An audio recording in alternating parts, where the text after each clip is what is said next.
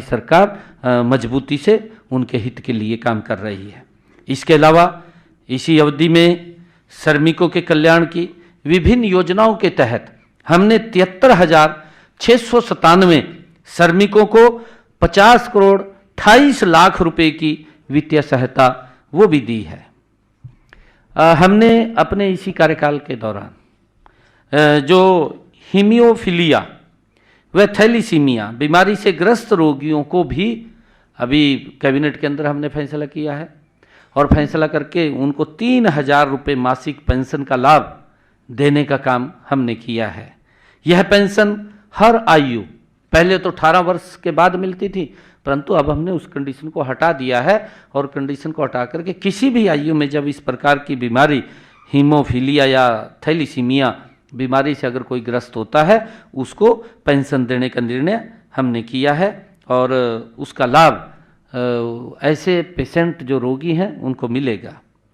हमने हरियाणा के अंदर ये भी निर्णय किया है कि जो दिव्यांग पेंशन के नियम 2016 में संशोधन करके उसको भी 3,000 रुपये मासिक दिव्यांग पेंशन का लाभ 10 और श्रेणियों को भी दिया गया है। अभी कैबिनेट के अंदर हमने फैसला लिया था, उसको जोड़ा है।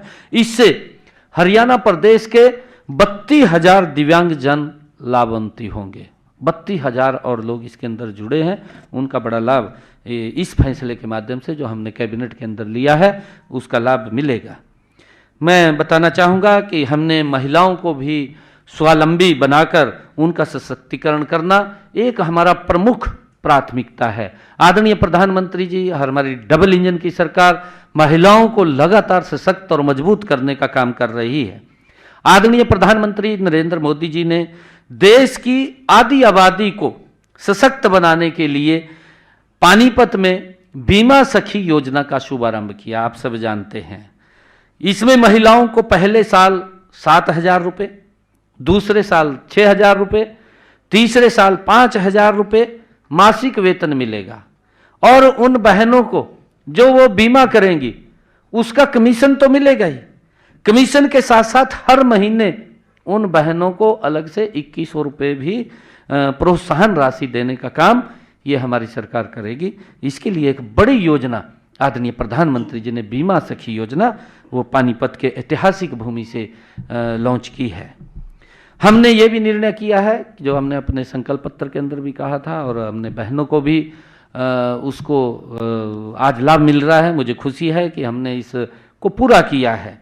हमने गरीब परिवारों को एक योजना बनाई, हर घर हर गृहिणी योजना में हर महीने ऐसी बहनों को जो हरियाणा प्रदेश की 13,02,400 परिवारों को निरंतर 500 रुपये में गैस का सिलेंडर उपलब्ध हो रहा है, उसको हमने पूरा किया है। और उसके तहत अभी कुछ के खाते वेरीफाई होने बकाया हैं। हमने अधिकारियों को कहा कि उसकी विभिन्न प्रकार की योजना चला करके लोगों को जागरूक करके कि वो अपने बैंक खाते वेरीफाई करें। बैंक खाते वेरीफाई करेंगे तो हम ऐसे परिवारों को जिनकी इनकम 1,80,000 रुपये से कम है उनको 500 रुपये में ये गैस का सिलेंडर उपलब्ध कराने का जो हमने संकल्प लिया था उसको हम कर रहे हैं। ये भी हमने पूरा किया है। इसका लाभ हमारे हरियाणा प्रदेश के लोगों को मिल रहा है। हमने आंगनवाड़ी जो हमारी बहनें थी, हमारी आंगनवाड़ी की कर्मचारी थी, उनको भी हमने अपने संकल्प पत्र में भी कहा कि उनका मानदेय बढ़ाने का काम हमारी सरकार करेगी। और मुझे ये खुशी है बताते हुए कि हमने आंगनवाड़ी जो कार्यकर्ता है उनके 7,500 रुपये और जो उसकी सहायिकाएं हैं, आशा वर्कर्स हैं, उनके मानदेय में 400 रुपये मासिक की बढ़ोतरी हमने कर दी है। उसका लाभ उनको मिल रहा है। मुझे बताते हुए कि माननीय प्रधानमंत्री श्री नरेंद्र मोदी जी ने स्वतंत्रता दिवस 2023 के अवसर पर लखपति दीदी योजना शुरू की थी। उन्होंने इसकी घोषणा की थी। इस योजना के माध्यम से प्रदेश की महिलाओं को कौशल विकास प्रशिक्षण देकर सूक्ष्म उद्योग स्थापित करने में सहायता प्रदान की जा रही है। उन लखपति दीदी को उनको मजबूत किया जाए, उनको आगे किया जाए, उनको कौशल प्रशिक्षण देने का काम हमारी सरकार कर रही है। मुझे खुशी है बताते हुए कि प्रदेश में 5 लाख महिलाओं को हमने टारगेट रखा है कि हम हरियाणा प्रदेश के अंदर 5 लाख महिलाओं को लखपति दीदी बनाने का हम काम करेंगे। अब तक हमने हरियाणा प्रदेश के अंदर जो हमने गति से काम किया है, 1,85,000 महिलाओं को लखपति दीदी बनाने का काम हमारी सरकार ने किया है। मुझे ये भी खुशी है कि नारी शक्ति आज हर क्षेत्र में अपनी उपस्थिति दर्ज करा रही है। पहले किसी ने सोचा भी नहीं था कि घर परिवार और बच्चों की जिम्मेवारी संभाल रही महिलाएं ड्रोन भी उड़ा सकेंगी।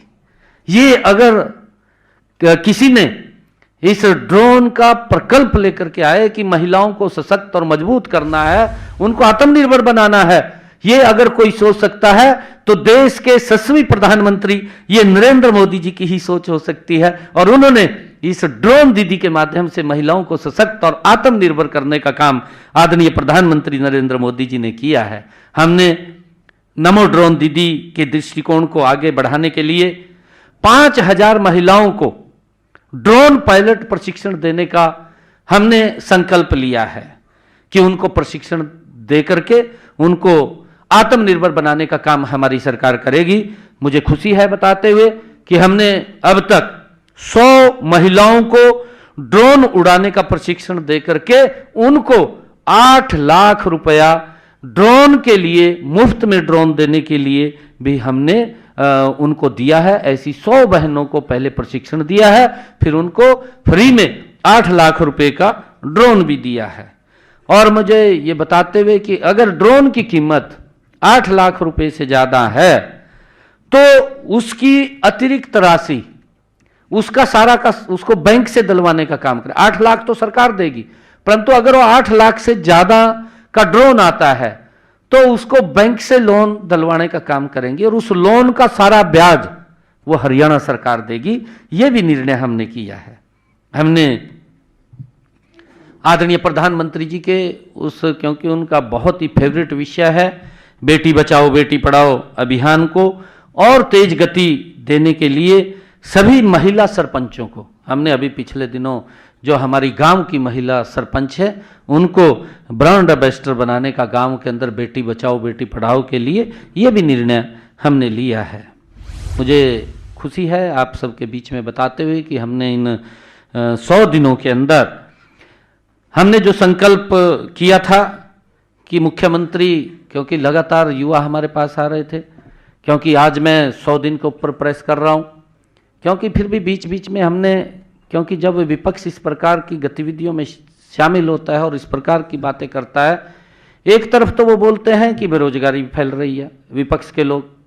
अरे 10 वर्ष वो भी रहे थे, हरियाणा प्रदेश के मुख्यमंत्री रहे, उनको तब तो बेरोजगारी दिखाई नहीं दी, परंतु राजनीतिक दृष्टि से, क्योंकि उन्होंने राजनीति करनी है, उन्होंने जिंदा रहना है, परंतु वो इस प्रकार की घटिया राजनीति ना करें। क्योंकि मैंने इलेक्शन के अंदर भी ये बात कही थी कि आप युवाओं के साथ खिलवाड़ कर रहे हैं, युवाओं की भावनाओं के साथ विपक्ष खेलने का काम कर रहा है, दुर्भाग्यपूर्ण है, ये नहीं करना चाहिए। उन्होंने युवाओं के रिजल्ट तैयार थे जब हमने कहा था कि हम युवाओं को बिना पर्ची बिना खर्ची के नौकरी दे रहे हैं।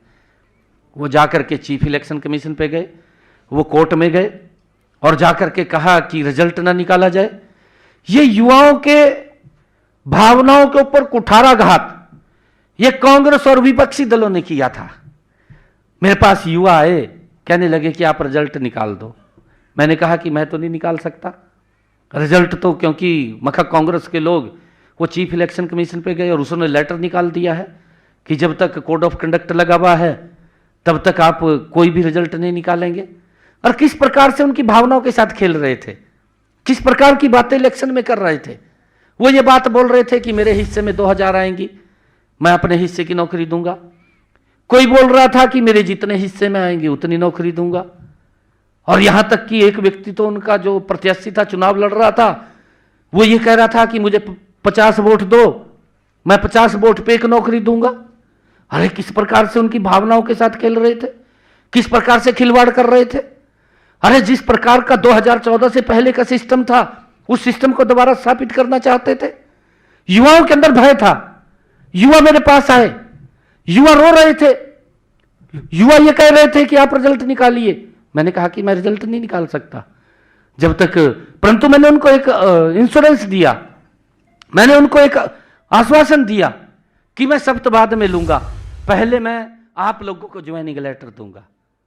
और मुझे खुशी है इस बात को बताते हुए कि हमने युवाओं की उस भावना को, उस विश्वास को कायम रखा है। और हरियाणा प्रदेश के लोगों का मैं दिल से धन्यवाद करता हूं, उन परिवारों का धन्यवाद करता हूं कि जिन्होंने इस सरकार के अंदर तीसरे टर्म में एक बड़े मैंडेट के साथ विश्वास व्यक्त किया है। मेरी सरकार की जिम्मेवारी है कि हम युवाओं के उस भावना को किसी भी ऐसे व्यक्ति से कुचलने नहीं देंगे जो कुचलने की कोशिश कर रहे थे। हम उनको बाहर करने का काम किया। मैंने युवाओं से ये आश्वासन दिया कि मैं शब्द बाद में लूंगा, परंतु पहले आपको ज्वाइनिंग लेटर दूंगा, ज्वाइनिंग कराऊंगा। और मुझे खुशी है कि हम उस संकल्प के ऊपर पूरा उतरे हैं। हमने 25,000 युवाओं को पहले ज्वाइनिंग दिया, फिर मैंने अपने ज्वाइनिंग के ऊपर साइन किया रजिस्टर में बैठ करके, पहले उनको मिला। ये मेरे लिए बड़ी खुशी की बात है और मुझे बड़ा गर्व भी होता है। और आगे भी मैं हरियाणा प्रदेश के युवाओं को ये कहना चाहूँगा आज, क्योंकि ये बड़ा मार्मिक विषय है, क्योंकि कांग्रेस और अन्य जो दल हैं वो उनकी भावनाओं के साथ खिलवाड़ करते हैं। गरीब व्यक्ति तो सोच भी नहीं सकता था कि उसका बच्चा सरकारी नौकरी लग जाएगा। आज अगर सोच बनी है तो ये सोच ऊपर आ जाएंगे, ऊपर आ जाएंगे। साहब यहाँ आ जाओ, इधर आ जाओ, यहाँ आ जाएंगे।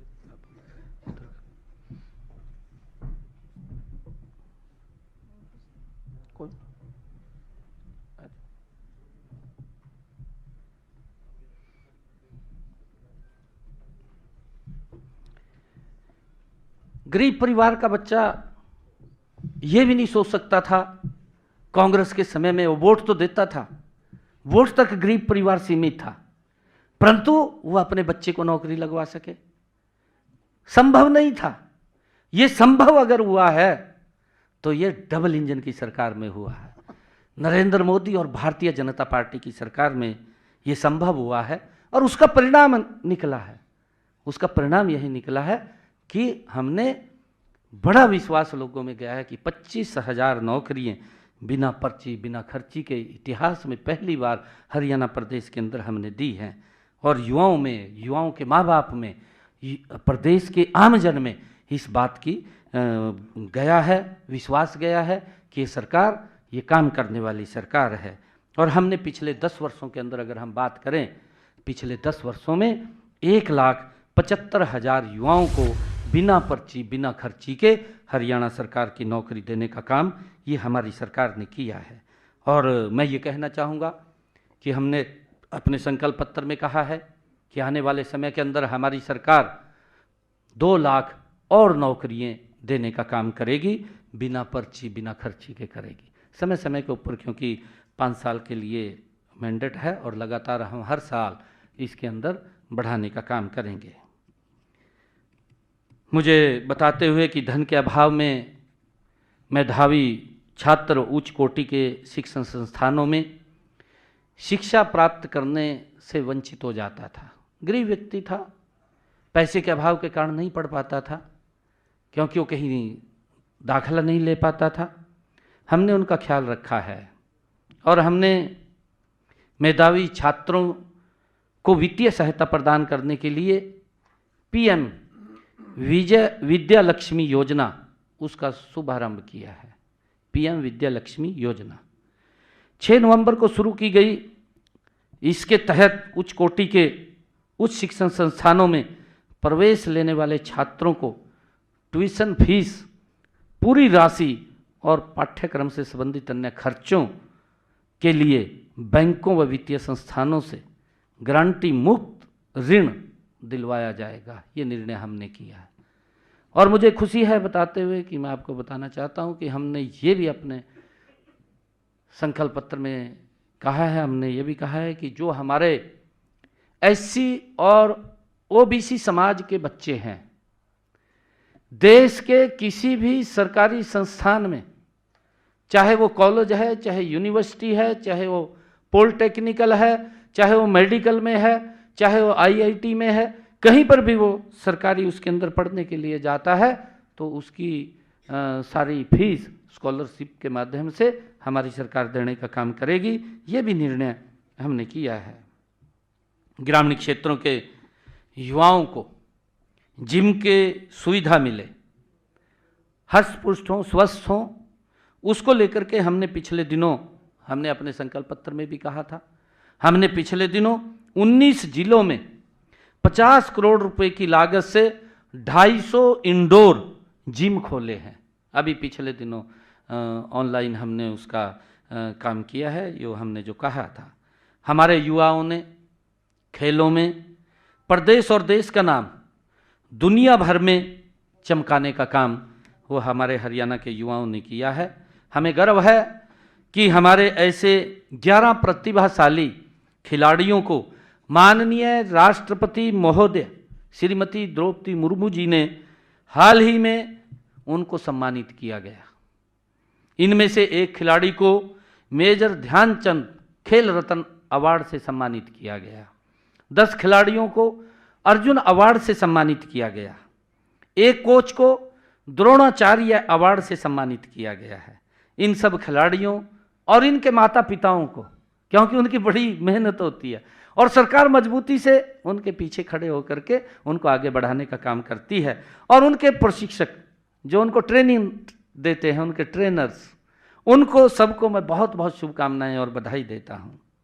पेरिस पैरालंपिक में स्वर्ण पदक और टोक्यो पैरालंपिक में कांस्य पदक जीतने वाले हरियाणा के तीरंदाज हरविंदर सिंह का नाम इस साल पद्मश्री से सम्मानित होने वालों में आया है।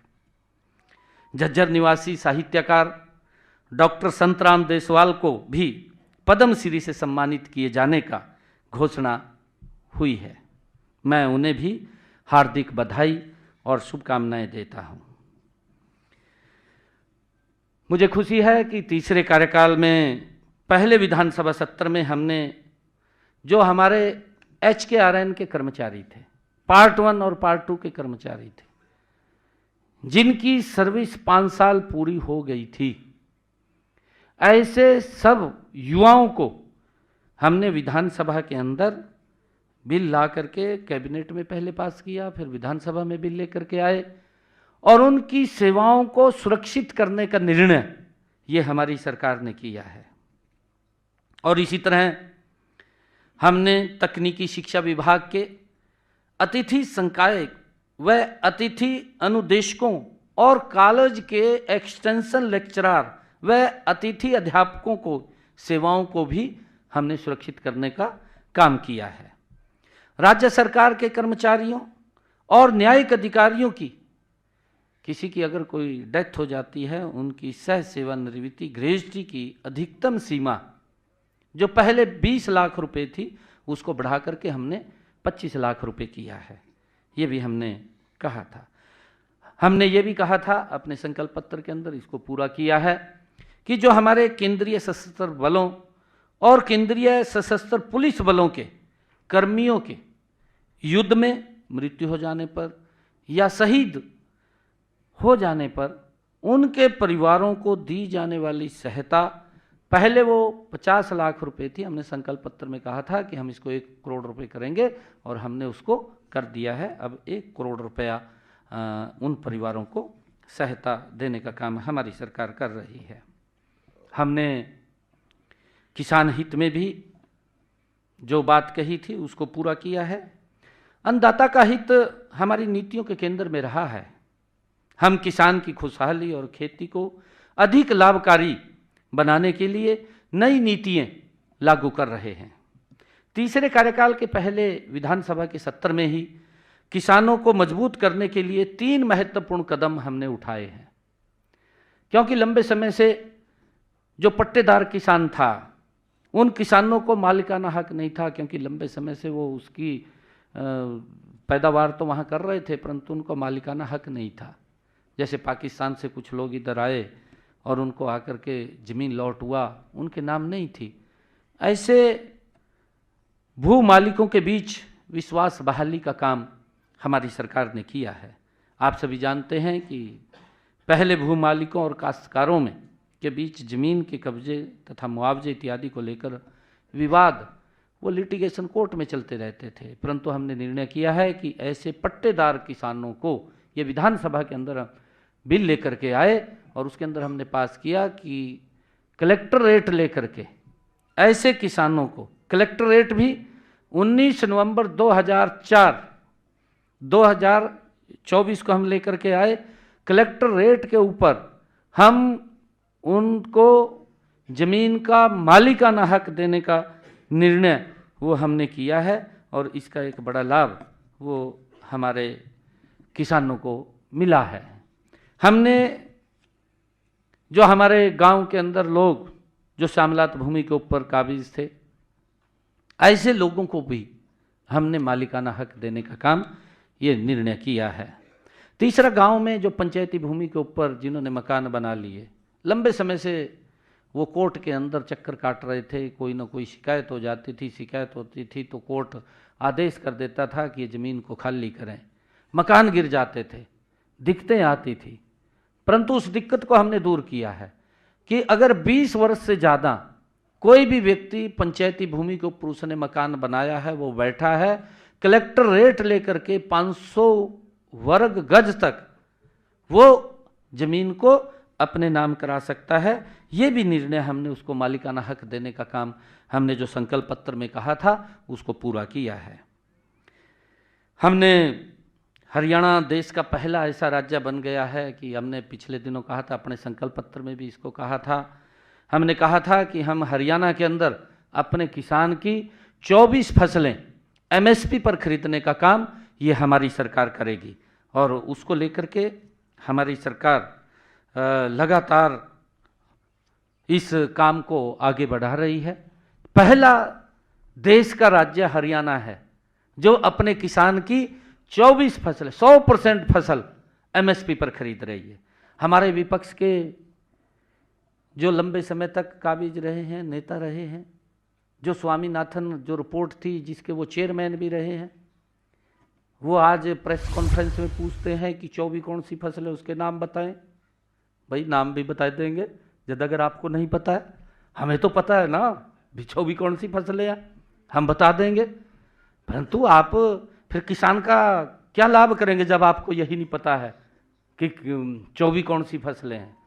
जो भी फसलें हैं हरियाणा प्रदेश के अंदर, जितनी भी फसलें हैं मैं बताना चाहता हूं उसके अंदर, अगर उनको ध्यान में नहीं है, धान की फसल है, ज्वार की फसल है, बाजरा की फसल है, रागी है, मक्का है, तुर है, मूंग है, उड़द है, मूंगफली है, सूरजमुखी है, सोयाबीन है, तिल है, काला तिल है, कपास है, गेहूं है, जौ है, चना है, मसूर है, रेपसीड है, सरसों और सैफफ्लावर है, तोरिया है, कोपरा है और छिलका रहित नारियल है, जूट है।